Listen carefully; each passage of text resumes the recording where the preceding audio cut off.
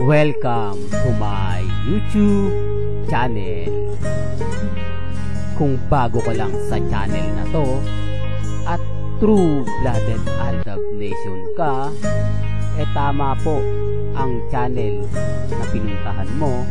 Kaya considering na po kitang bagong subscriber.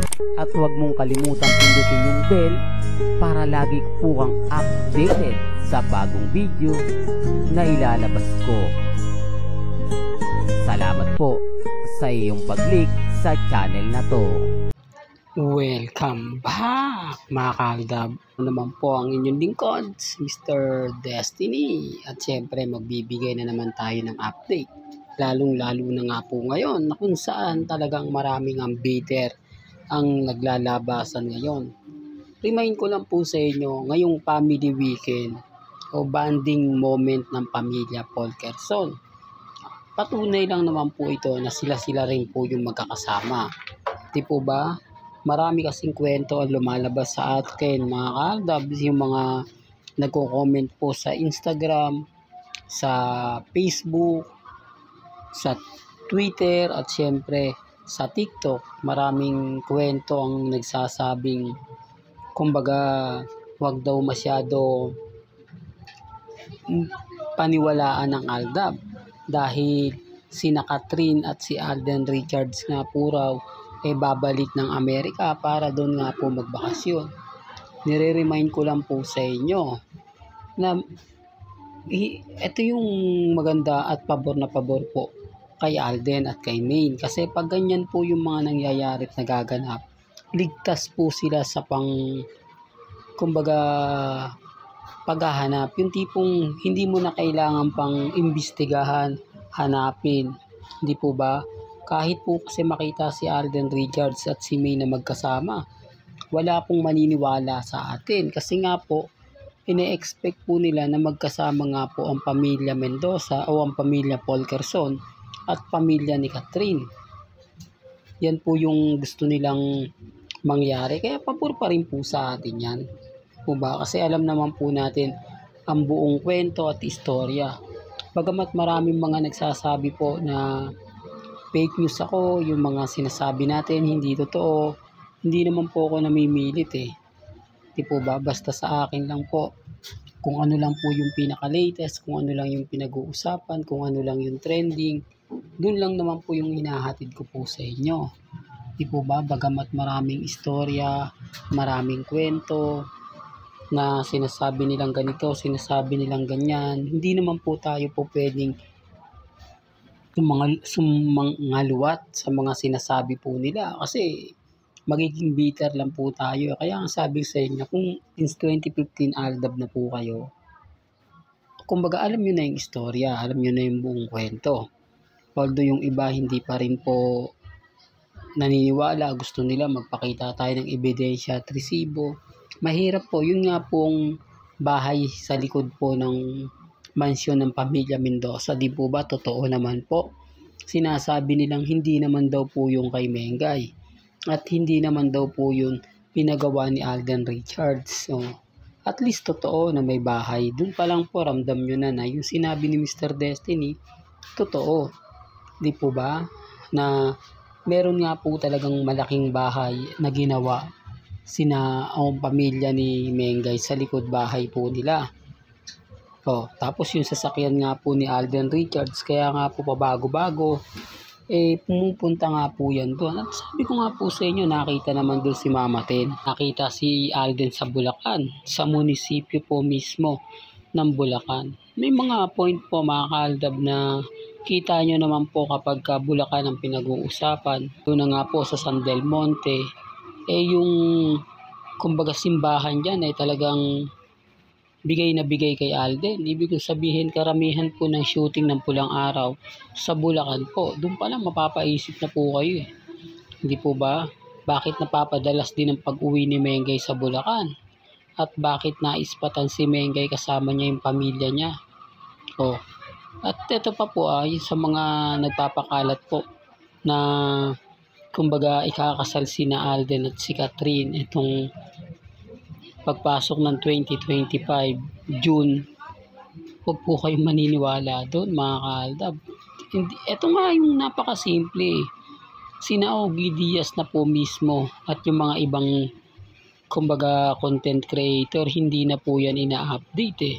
Hindi na sila katulad ng dati na maraming post, maraming ganap. Although yung mga video po galing Dubai, ini-edit nila, tapos yung sa US, pinagsasama-sama nila. Normal lang po yun. Kahit ako, kaya kong gawin yun.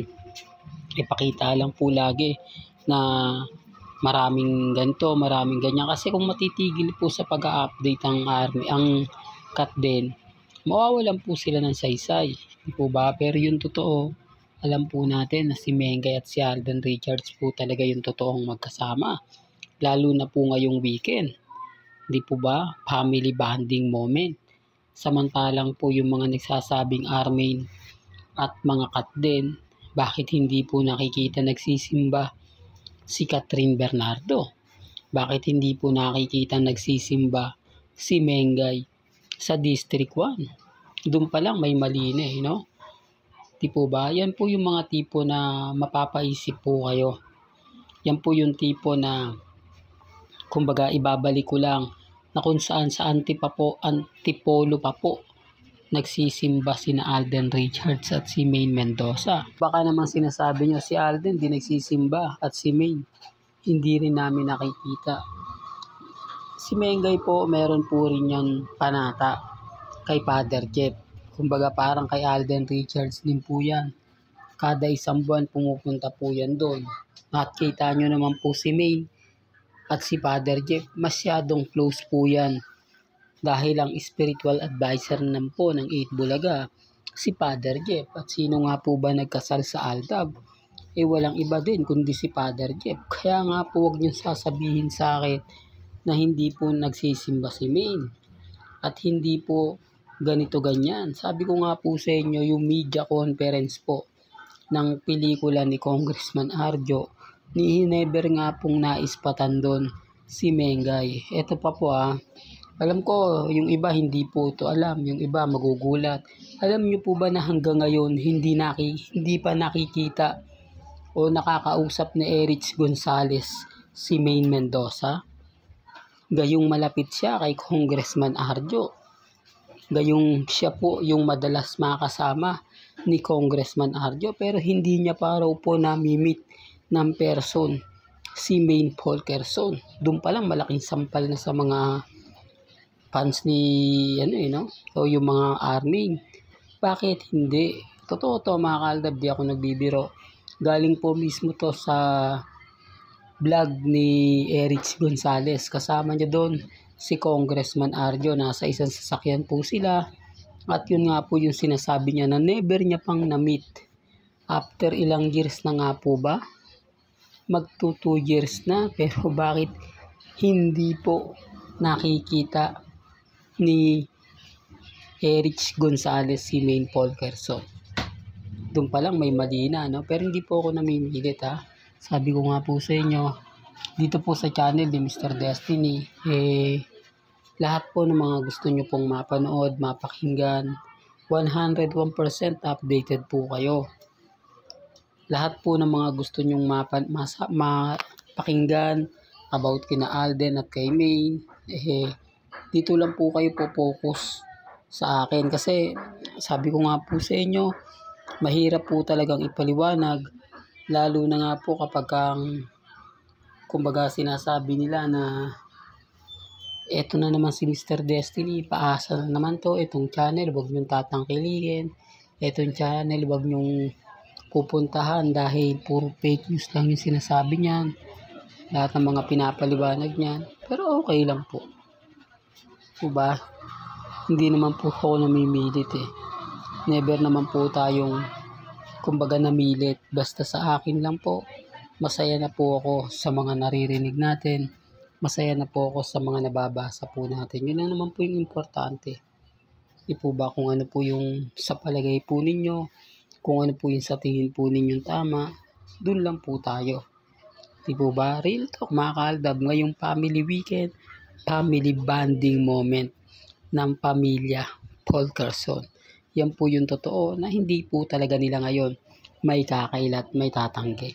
Hanggang dito na lang po ang ating latest updates. Kaya kung gusto nyo pa po ng pinaka-latest at sariwang update, abay tumutok lang po kayo dito po sa channel ni Mr. Destiny para updated po kayo sa mga latest at sa mga bagong video po na ilalabas po natin maya-maya lang. Kaya kung bago ka lang sa channel na to at isa kang true-blooded Aldab Nation na nagmamahal kila Mengay at Isoy, tama po ang channel na pinuntahan mo, kaya consider na po kitang bagong subscriber. At huwag mo kalimutang i-share ang mga video po natin sa mga mami, sa mga titas, at sa mga senyor. Hanggang sa muli, salamat po sa panonood at pakikinig.